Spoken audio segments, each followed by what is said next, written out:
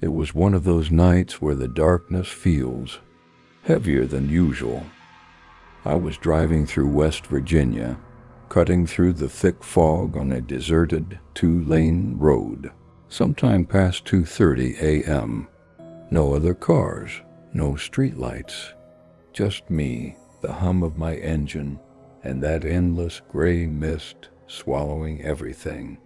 I was maybe 30 minutes from the next town when I saw her, standing there right in the middle of the road.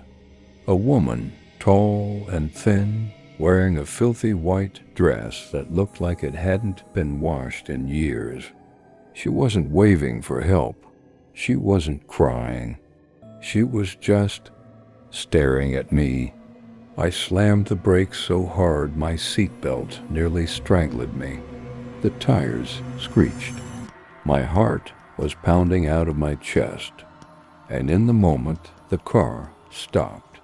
I realized something.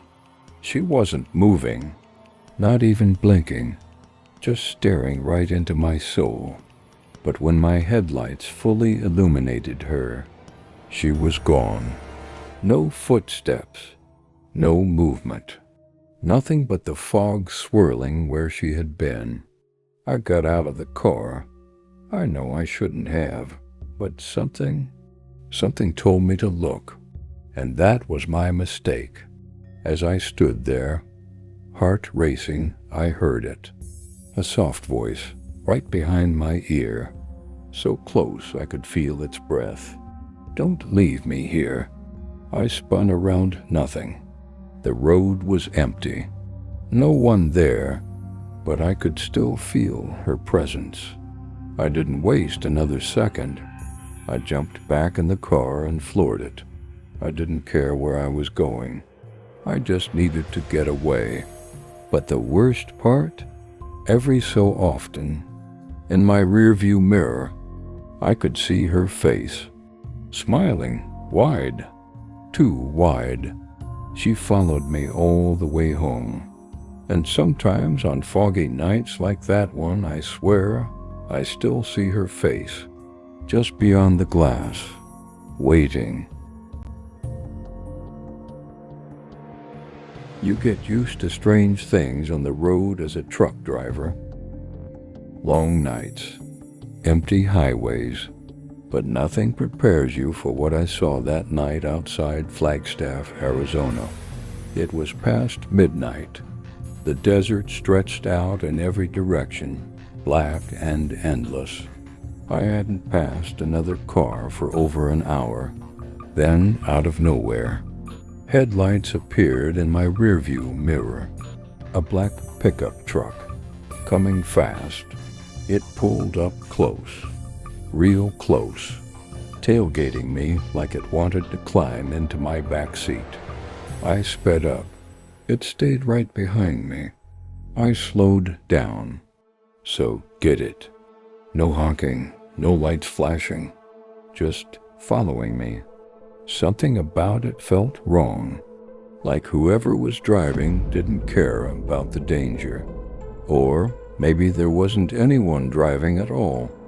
I decided to pull over onto a turnout. Let the maniac pass. The truck blew past me without slowing down, and that's when I saw it. There was no one behind the wheel. No head, no silhouette. The cab was completely empty.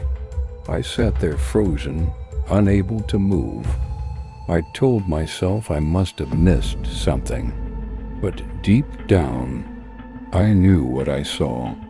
After a while, I pulled back onto the highway, gripping the wheel so tight my knuckles turned white. And for a while, nothing happened. The road stretched quiet and lonely again. But then I saw it, up ahead on the side of the road. A black pickup truck smashed to pieces. Rusty, old. It looked like it had been sitting there for years, covered in dust, bullet holes in the doors, and police tape flapping in the wind. I slowed down, my heart in my throat. It was the same truck, same dents, same faded paint. I never saw another vehicle the rest of the night. But sometimes when I'm driving that stretch of highway again, I check my mirrors, just in case, because some nights, I swear, that empty truck is right behind me, following, waiting.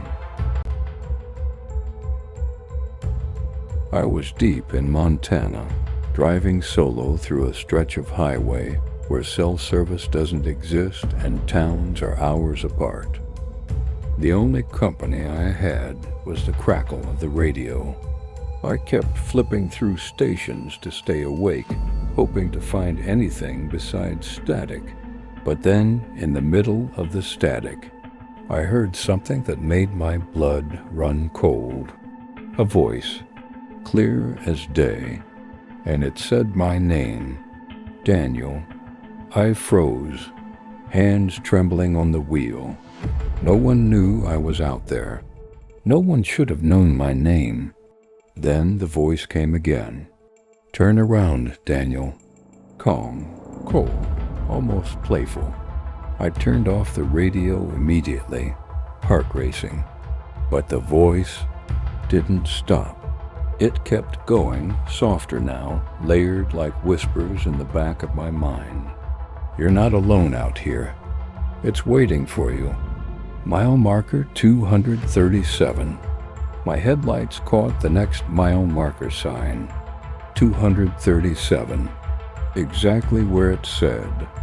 I felt a cold chill wash over me, colder than the night air. And then the whispers moved. They weren't coming from the radio anymore. They were coming from the back seat. I pulled the car over so fast I nearly skidded into a ditch. Turned on the dome light. Looked behind me. Empty. Just my bags and my jacket. But the air felt wrong. Heavy. I didn't wait.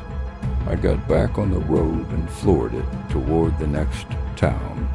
But those whispers, they followed me, faint just beneath the hum of the tires. When I finally reached a gas station and told the guy working the night shift, he just looked at me with tired eyes and said, Mile marker 237? Yeah, people hear things out there. Sometimes things follow you back. I still hear them sometimes when I drive alone. Faint voices in the static, calling my name, telling me to come back.